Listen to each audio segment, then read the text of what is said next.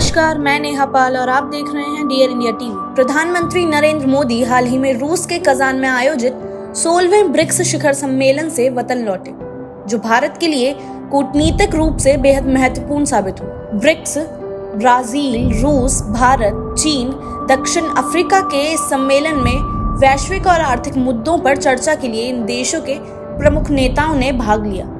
हालांकि पीएम मोदी की मुलाकात रूसी राष्ट्रपति व्लादिमीर पुतिन और अन्य राष्ट्राध्यक्षों से हुई, लेकिन सबसे ज्यादा चर्चा चीन के राष्ट्रपति शी जिनपिंग के साथ हुई उनकी द्विपक्षीय बैठक ने बटोरी। वापस लौटने पर पीएम मोदी ने शिखर सम्मेलन को अत्यंत सफल करार दिया और रूस के राष्ट्रपति पुतिन, उनकी सरकार और वहां के लोगों के प्रति आभार व्यक्त किया। उन्होंने कहा कि यह सम्मेलन सदस्य देशों के लिए सकारात्मकता लेकर आया है, जो मौजूदा वैश्विक संघर्षों के माहौल में बेहद जरूरी है।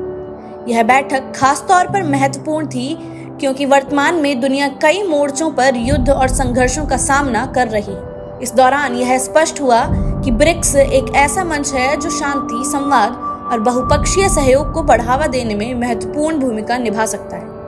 मोदी के इस दौरे की सबसे महत्वपूर्ण उपलब्धि चीन के राष्ट्रपति शी जिनपिंग के साथ उनकी द्विपक्षीय बैठक रही। यह बैठक 2020 में लगवान घाटी में हुए संघर्ष के बाद भारत और चीन के बीच पहली उच्च स्तरीय वार्ता थी। 50 मिनट तक चली इस बैठक के दौरान दोनों नेताओं ने सीमा पर जारी सैन्य गतिरोध को खत्म करने और शांति स्थापित करने की दिशा में चर्चा की। यह बैठक इसलिए भी महत्वपूर्ण थी क्योंकि यह दोनों देशों के बीच पिछले कुछ वर्षों से जारी तनाव को कम करने की दिशा में एक सकारात्मक कदम था।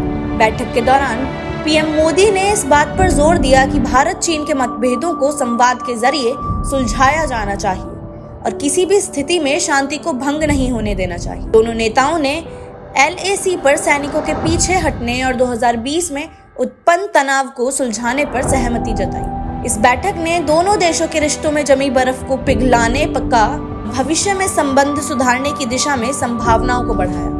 ब्रिक्स सम्मेलन में अपने संबोधन के दौरान पीएम मोदी ने भारत के रूप को दोहराते हुए युद्ध के बजाय संवाद और कूटनीति के समर्थन पर जोर दिया। उन्होंने सभी सदस्य देशों से आतंकवाद और आतंकी फंडिंग के खिलाफ एकजुट होने की अपील की। मोदी ने कहा कि यह समूह वैश्विक चुनौतियों का मिलकर सामना करने के लिए प्रतिबद्ध है और एक सुरक्षित और समृद्ध भविष्य का निर्माण करने के लिए काम करेगा। शिखर सम्मेलन के दौरान मोदी और रूसी राष्ट्रपति पुतिन के बीच हुई बैठक भी खास रही। दोनों नेताओं ने अपनी अपनी भाषाओं में बातचीत की, जिसे अनुवादकों ने समझाया। पुतिन ने एक मजेदार टिप्पणी करते हुए कहा कि भारत रूस के संबंध इतने प्रगाढ़ हैं कि मोदी उनकी बातें बिना अनुवादक के भी समझ सकते हैं। इस पर मोदी हंस पड़े, जो दोनों नेताओं के बीच गहरे व्यक्तिगत संबंधों और भारत रूस साझेदारी की मजबूती को दर्शाता है। रूस यूक्रेन युद्ध पर भी प्रधानमंत्री मोदी ने भारत के रूप को दोहराते हुए कहा कि इस संघर्ष का समाधान शांतिपूर्ण तरीके से निकाला जाना चाहिए और इसके लिए भारत हर संभव मदद करने को तैयार है।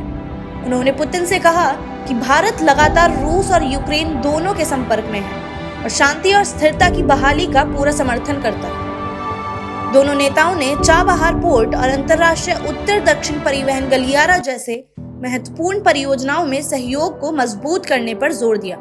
मोदी ने ईरानी राष्ट्रपति को भारत आने का निमंत्रण दिया, जिसे पेजेशकियान ने स्वीकार कर लिया। कुल मिलाकर यह ब्रिक्स शिखर सम्मेलन भारत के लिए कूटनीतिक रूप से बेहद सफल रहा। यह न केवल चीन के साथ संबंधों को सुधारने की दिशा में एक महत्वपूर्ण कदम साबित हुआ, बल्कि भारत रूस और भारत ईरान के रिश्तों को भी मजबूत करने में सहायक रहा। सम्मेलन ने वैश्विक संघर्षों के समाधान के लिए संवाद और कूटनीति की आवश्यकता को रेखांकित किया